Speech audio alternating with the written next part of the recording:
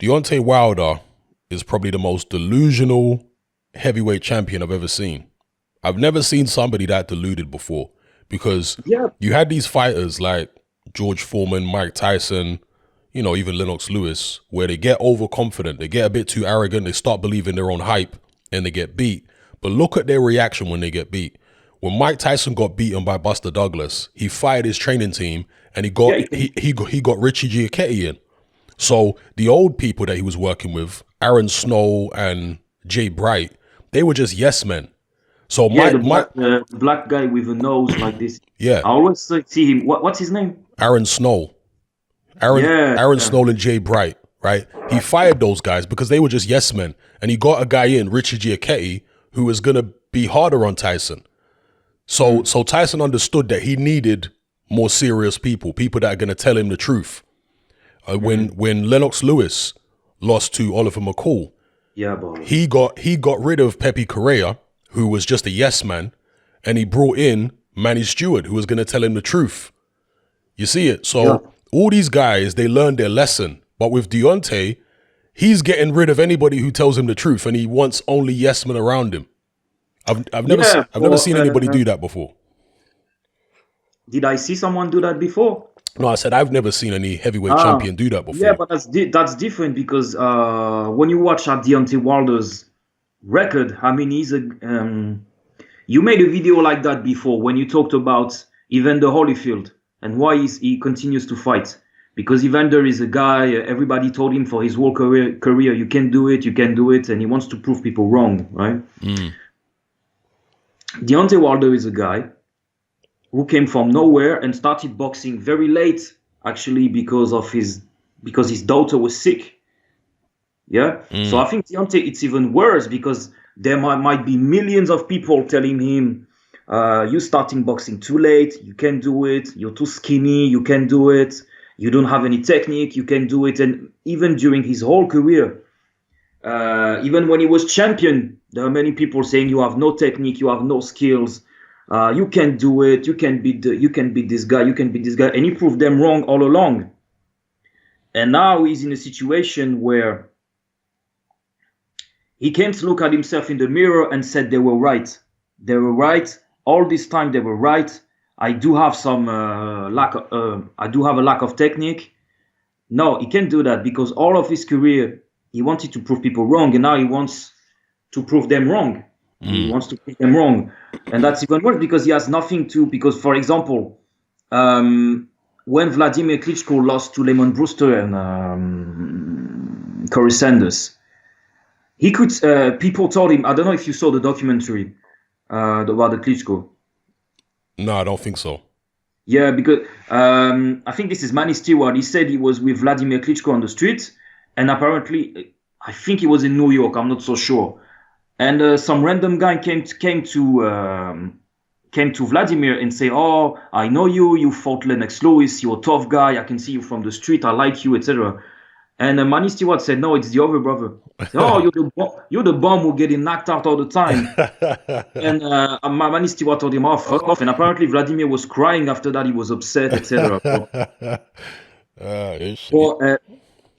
But even that, Vladimir can say, "Yeah, but I won a gold medal. I won a gold medal, etc." And even Vladimir, he was not the strongest fighter mentally, but he was intelligent enough to bounce back.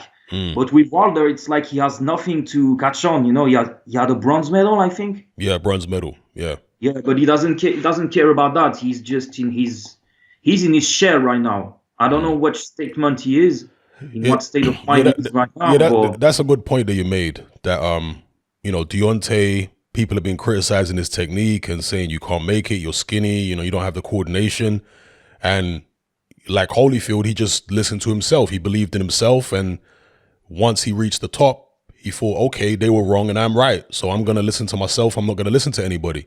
But the thing is, with Holyfield, he came in the shadow of Mike Tyson. It's like Larry Holmes, right? Larry Holmes was in the shadow of Muhammad Ali. Yeah. So they were never going to, the press and the boxing public, they were never going to accept him the way they accepted Ali. They were always comparing him to Ali and saying, "Oh, you're not as good as Ali.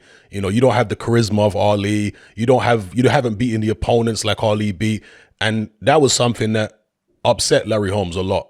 And he didn't help himself because, yeah, I can understand to some degree why he would be bitter because of them constantly comparing him to Ali. But also, but Larry Holmes was just somebody who didn't have many nice things to say about people. Because if you look at Holyfield, right? Holyfield came in the shadow of Mike Tyson. But Holyfield was at least publicly, he was a more humble guy than Larry Holmes. Larry Holmes used to talk a lot of rubbish about people and very spiteful, you know, the stuff about Rocky Marciano. But with Holyfield, yeah, privately, he was envious of Mike Tyson and he didn't like the way that the press would speak about him. But publicly, he didn't allow people to see that he was bitter. Do you understand? Holyfield didn't allow that. But with Deontay Wilder, he's not coming in the shadow of anybody, really. Yeah, this is an era where people, you know, when Deontay started beating some fairly decent fighters like Luis Ortiz, his fans were saying, "You're the best." They weren't saying, "Oh, you're not going to be as good as Joshua or Tyson Fury." They were saying, no, you're the best. Everybody's scared of you. So that just went to his head to a ridiculous extent. In fact, they were saying Deontay is the best heavyweight ever, some of them, or the best puncher of all time. The one thing about Mike Tyson, the one thing about Mike Tyson, just going back to Mike Tyson, the one thing about Mike Tyson is that he always respected the greats. Like even when he fought Larry Holmes and Larry Holmes was talking loads of rubbish about him, he stayed respecting Larry Holmes, you know, because he grew up watching Larry Holmes. Yeah. Whereas with Deontay Wilder, he doesn't seem to respect even the old fighters. Like Mike Tyson and some of them he respects them, but for the most part, he feels like he's the man. Well, yeah. Let me tell you something about Larry Holmes. Larry Holmes had just the bad luck to be American. Yeah. If he was French, people would say he's a random French. I'm telling you, Larry Holmes is French in his mentality, criticizing everybody, always being angry, etc. But maybe that's why I like Larry Holmes. I can understand his reaction sometimes. Even the shit about the thing he said about Rocky Marciano. He didn't really mean that because he likes Marciano. But like you said in your video, Marciano is a warrior. He deserves respect. It's just that he was very small. Imagine a fight between Marciano and David Tua. It would be... No, the Marciano thing was just because of the press. Because the press were constantly talking about him breaking Marciano's record and all this kind of stuff. And Larry Holmes used to get annoyed by things like that. So that's why he came out and said, you know, Marciano couldn't hold my jockstrap. So... Yeah, but yeah, because when you know boxing, you know that Marciano records is good. But you have to take into account that he fought a lot of fights before getting a world title. He only fought old guys, good guys, but old. He didn't fight Sonny Liston. He didn't fight Floyd Patterson. He didn't fight Nino Valdez, etc., etc. So, but let's go back to what we were saying. What was your question? We were comparing Deontay Wilder and his reaction when he lost to Mike Tyson, when he lost Lennox Lewis, Evander Holyfield. When those guys lost fights, even George Foreman, when those guys lost fights, they didn't go as crazy as Wilder and start making crazy excuses. Like when Mike Tyson lost to Buster Douglas, okay, Don King was talking about the long count, but really Mike wasn't saying much when he lost to Buster Douglas.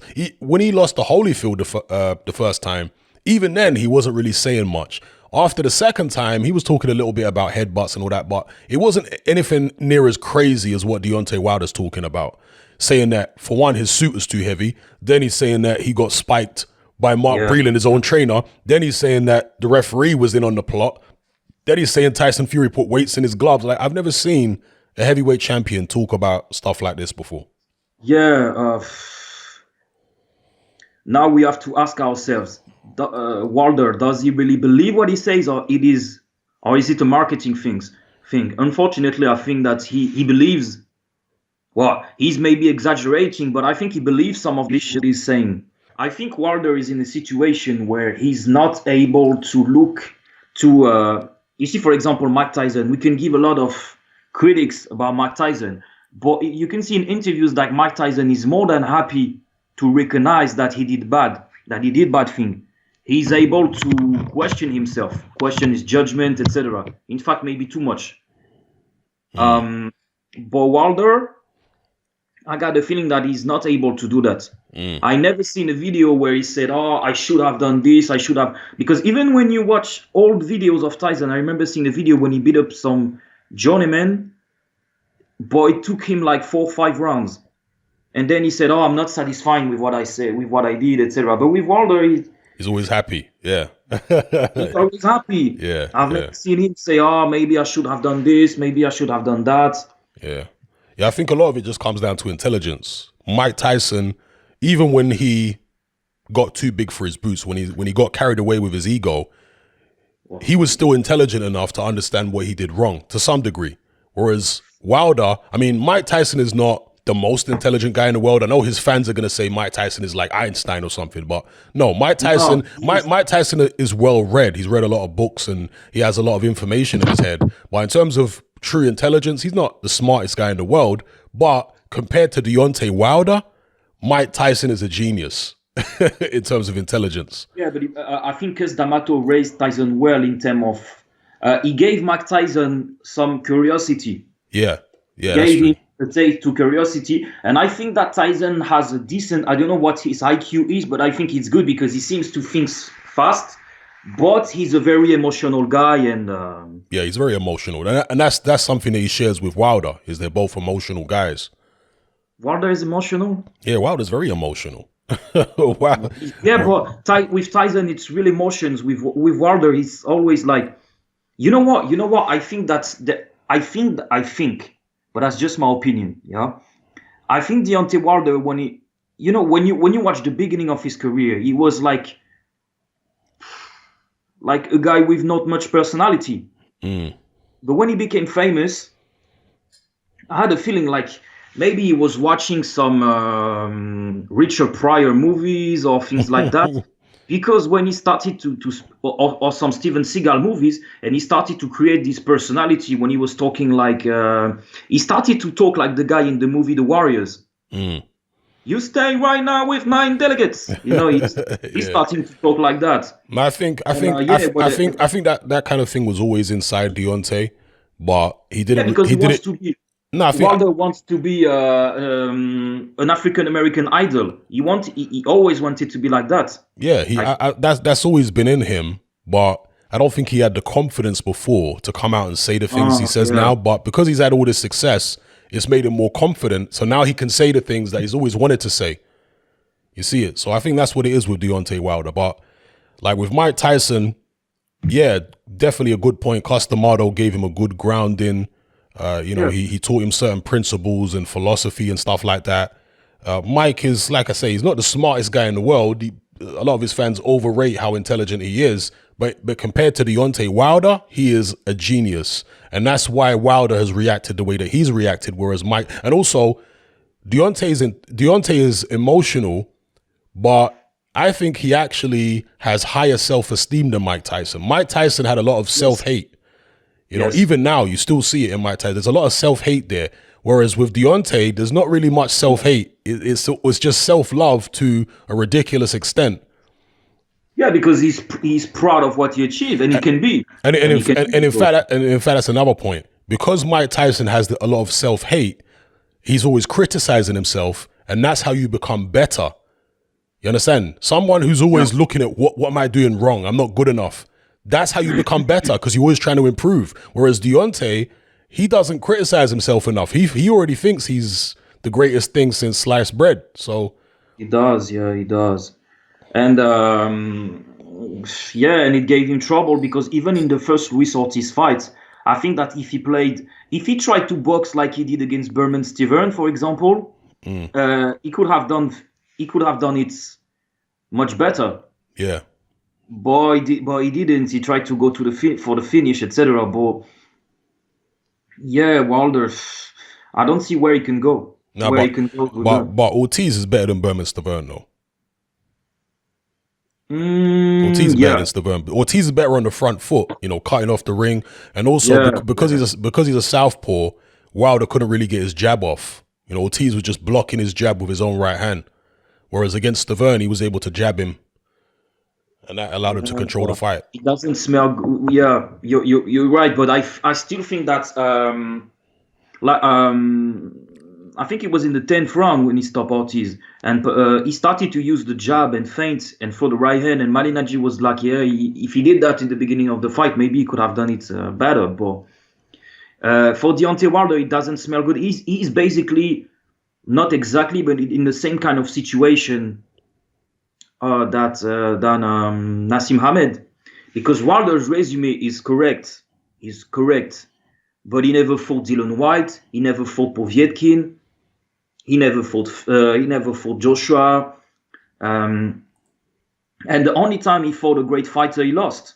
Yeah. The same situation with Naseem Hamed. Naseem Hamed never fought Mayweather. He never fought Marquez. He never fought Morales. He never fought. He only fought Barrera and he lost. Yeah. So that's why nowadays, some people. No, but Naseem's record was much better than Wilder's, though. Yeah, it's still much better. Way better than Wilder's. Like, he fought world champions and, you know, different people. He didn't fight any of the superstars, or he didn't beat any of the superstars. But Marquez, he tried to fight Marquez, according to HBO. If you watch the Augie Sanchez fight, the commentator on there, Jim Lampley, says that HBO offered the fight to Marquez to fight Prince Naseem, and Marquez turned it down. With Mayweather, well, Naseem was never going to fight Mayweather. He would have had to have moved up to super featherweight, and Prince Naseem never did that. He also didn't move up to fight Acelino Freitas, because he was super featherweight as well. That was a dangerous fight. A very dangerous fight. So I think Prince Naseem knew that featherweight was his limit. He couldn't go above featherweight. And in fact, I think that if Prince Naseem had fought Barrera, because they were talking about Prince Naseem fighting Barrera for years before they eventually fought each other. I think if Prince Naseem had fought Barrera before Barrera lost to Junior Jones, I think Prince Naseem would have beaten him then. But after that, Barrera really improved his skill set. He changed his style. He became more versatile. He was boxing more. He wasn't just the typical Mexican coming forward and attacking. So, yeah, I think, you know, Barrera improved by that point, and he fought Naseem at the right time.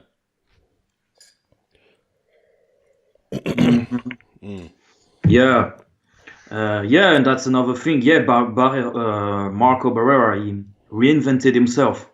Yeah. Once again, this is another fighter who reinvented himself, and I don't think Wilder can reinvent himself. So I think he's still able to come back and beat some guys, but I mean, there are a lot of people right now who will say if they're able to push Wilder's back, they can do it. Even a guy like Johan Dioppa, when you watch back in the days, Wilder was on the back foot and Dioppa was able to do stuff. Yeah. That was actually one of Wilder's toughest fights. Yeah. Yeah. I mean, you look at Wilder's eye in that fight. He closed his eye. Yeah, and Dioppa is not a great fighter, obviously, but if he was able to do that, let's imagine what some others could do. And apparently Dioppa told me that Wilder told him that at the end of the 6th round, he said to his corner, "I'm not sure I can win." Is it? Wilder said that to his corner? Yeah, that's what he said to Dioppa. Wow. Because looking at that fight, that was one of the first fights where Wilder was really under pressure. And I noticed, just looking at Wilder's face, he looked desperate at times when he was hitting Dioppa, trying to keep him off. You could see Wilder looked like he was almost panicking a little bit because Dioppa was getting too close. Yeah, he looked like Chris Tucker at times. He looked panicky. He looked panicky in there. You know what he reminded me of? Peter Quillin. Yeah. When Peter Quillin would get hit, sometimes he would be like, yeah, his eyes, yeah. Big eyes, yeah. When he fought Andy Lee and he tasted that right hook, he was like, whoa. Yeah, Peter Quillin always fought like that. It was weird. His eyes were like saucepans, man. It's crazy. Yeah. But yeah, Deontay, I don't know where he goes from here. I don't like the fact that he's got rid of Mark Breland. Now he's only working with this guy, JD's. So I don't know. They were talking about him fighting Charles Martin. I mean, I guess that's an okay fight. I would prefer to see him fight Andy Ruiz. That's the fight I really want to see. That's a great fight.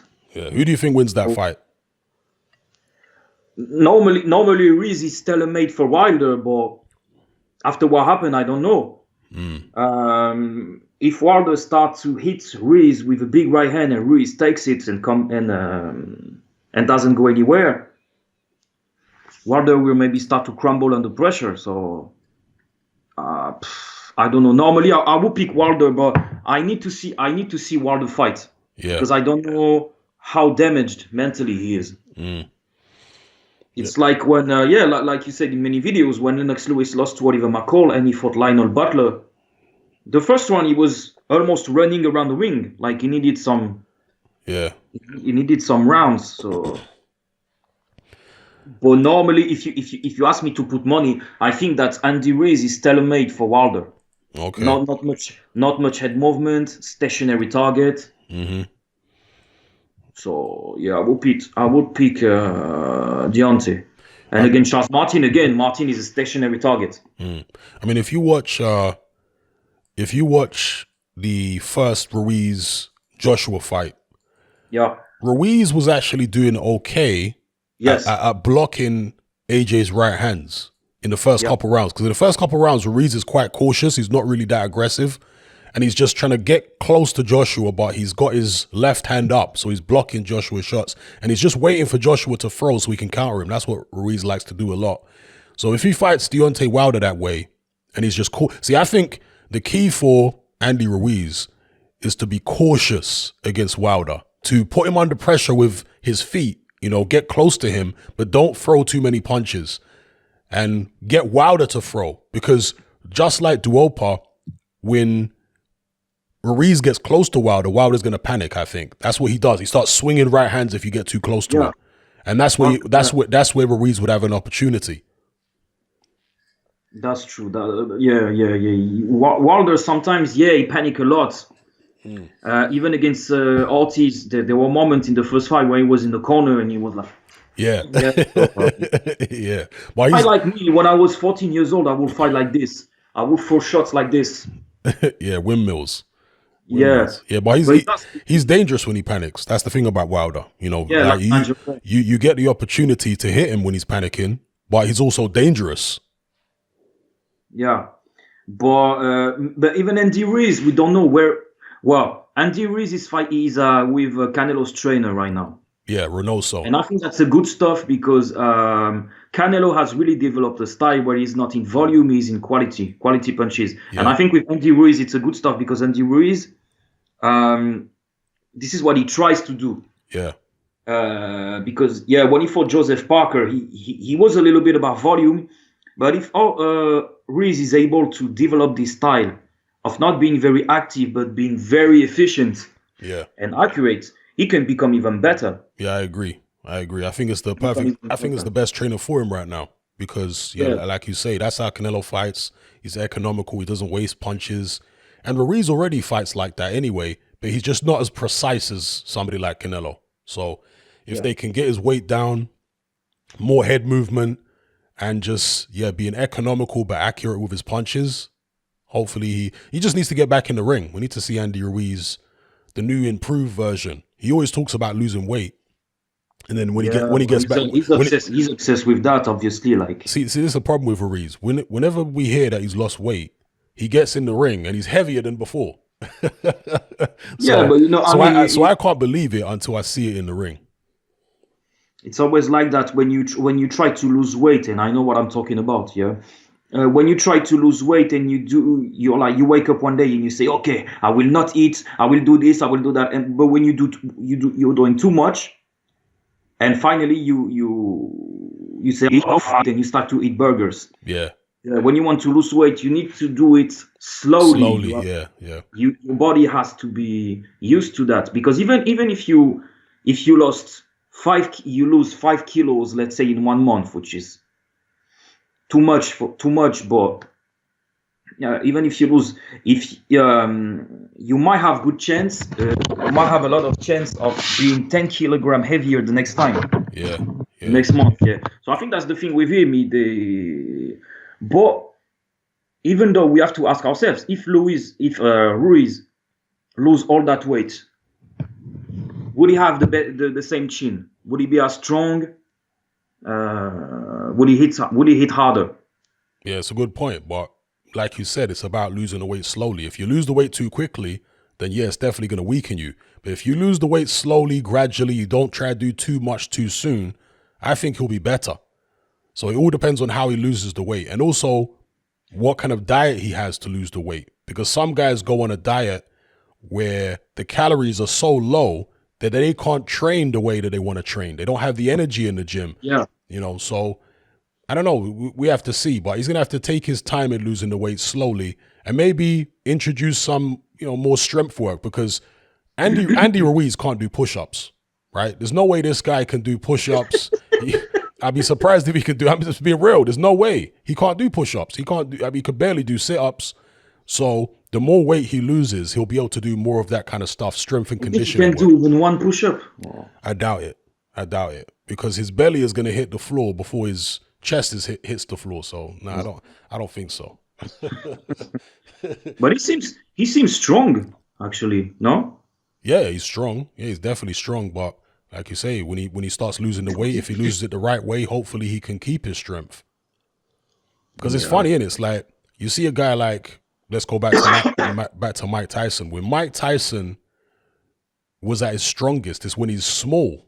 When he's like 216, 217. When Mike Tyson got bigger, he wasn't as strong because he didn't have the energy.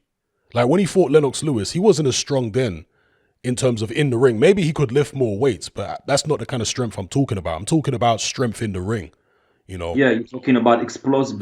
Yeah, being explosive, being able to get out of clinches and stuff like that. He was stronger when he was lighter because he had more energy. Yeah. Sometimes when he was pushing Tony Tucker back all around the ring. Yeah, he was strong back then. Yeah, he was. Tyson's biggest assets is his explosiveness. Yeah. When he was fighting Brian Nielsen, etc., and he was like a bodybuilder, he was less explosive. Yeah. He was still explosive, but not as explosive. When he fought Lennox Lewis, he had like one good round in him. And then after that, there was nothing there. He had no energy. He had no strength. He had nothing. He was just there as a punch bag. Yeah. Yeah, well, those big guys, Tyson doesn't necessarily have small legs, but compared to his body, he does have small legs. And when you see those big guys with small legs, it starts to hurt. Especially how small he is. Well, he's got small calf muscles, but his thighs are not small. But the calf muscle's small. He's got like a sprinter's legs. Sprinters, the bottom part of the leg is small, but the top part of the leg is big. Yeah. All right, so we can move on from Deontay Wilder. Let's have a look at some other boxing news. If you'd like to access all my boxing content advert-free and enjoy the convenience of listening via a podcast app with the option to download in high-quality MP3, then consider joining me on Patreon. In addition to the aforementioned perks, you'll also gain access to exclusive weekly live stream Q&A sessions and hangouts, as well as uncensored, no-holds-barred uploads, which are too blue for YouTube. This includes my popular Confessions of a Nightclub Bouncer series. We've also got a Discord server where you can come and chat and hang out with myself and other members. Just head on over to my Patreon page and select the tier called Hatman Boxing Extra. There's no contract, there's no commitment, it's only £2.50 a month and you can cancel at any time. So come and join our community of hardcore boxing enthusiasts by signing up with me here on Patreon today.